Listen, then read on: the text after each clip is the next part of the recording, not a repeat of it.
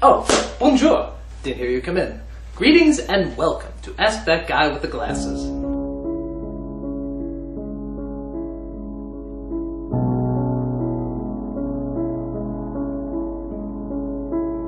There's seagulls at the top of my school, and they are beginning to become quite a disturbance because they attack people. What can I do to make them disappear?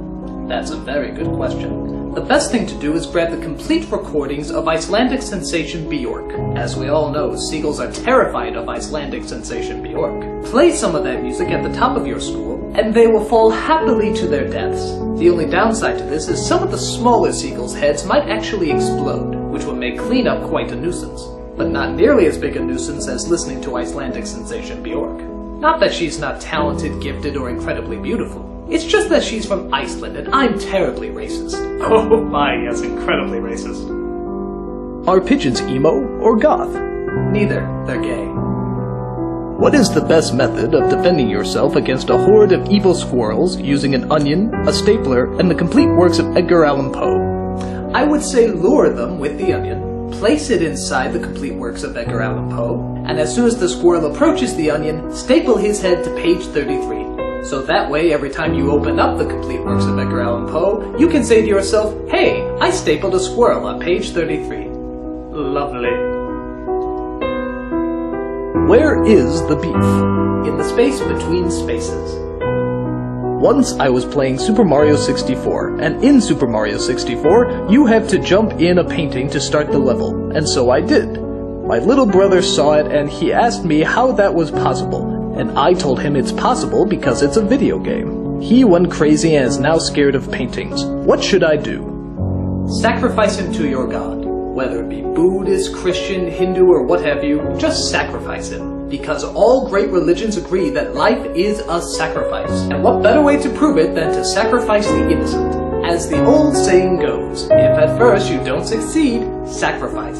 Sacrifice, sacrifice, sacrifice. Sacrifice. Yes.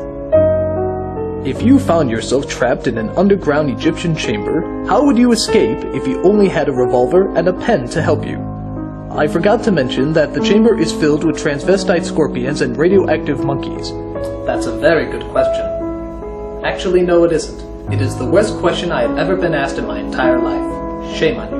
My advice is to kill yourself and burn in the fiery flames of hell. Trust me, you will be doing the world and yourself much good. Yes. Where is the any key? Right there. Right there. You see it? Right there. Do jellyfish get gas from eating jelly beans?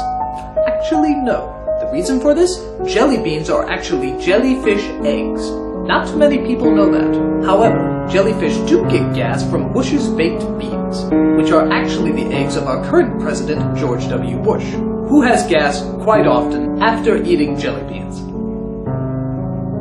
My uncle died last week and he is still in his room. He is starting to stink up the place and I don't want to touch him. What should I do?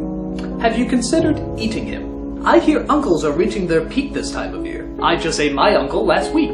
He was delicious, especially when served with a fine sauce made out of my grandmother. Last night, I forgot to lock the door to my room when I was preparing myself to jerk off. All of a sudden, in the middle of my pleasure, my brother busted in and caught me in the act. I'm worried he'll tell my mom or dad about it and I'll get the talk. Any advice on how to prevent my brother from telling my parents? You don't have to worry about that at all. I'll give you the talk. You see, when a man and a woman love each other very, very much, and then of course she will say things to you like, what part of restraining order didn't you understand? And you'll say to yourself, why is this bitch getting to do things? Things that you never thought you'd be able to do, but it turns out in the deepest, darkest parts of your soul, you can. And you'll be asking yourself, why have you left me, Lord? Why have you forsaken me and left me in the 10th level of hell? And he'll, of course, never answer you. He's an a-hole. And I tell you, the pain festers inside of you, and it will never go away. And you may think to yourself, you may like the other sex, but you don't. You don't. You just don't. And you'll stand at the edge of that cliff, and you'll ask yourself, what's the point? There is no point, is there? There's only the empty void. And that's what a man and woman do when they love each other very, very much. I hope this has helped you out. It certainly has me.